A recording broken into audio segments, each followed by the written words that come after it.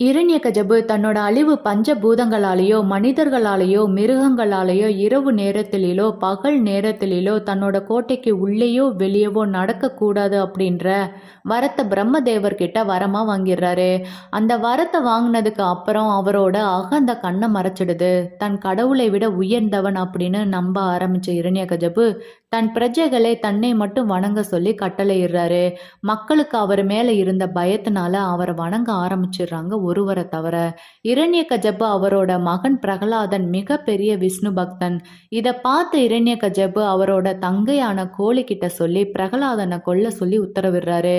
கோழிகாவிற்கு நெருப்பு எதுவும் செய்யாது அப்படின்ற வரம் இருந்துச்சு. அதனால பிரகலாதனை கொல்றதுக்கு அவரை தூக்கிக்கிட்டு நெருப்புக்குள்ள நடக்கிறாங்க. அந்த நேரத்துல அந்த பக்கம் சென்ற சனி பகவான் பார்வை அவங்க மேல பட்டதுனால கோழிகாவுக்கு இந்த வரம் வேலை செய்யாம போயிடுச்சு. கோழிகா நெருப்புல எரிஞ்சு சாம்பலாயிடுறாங்க. பிரகலாதன் எந்த காயமும் இல்லாம நெருப்புல இருந்து வெளியில வர்றாரு.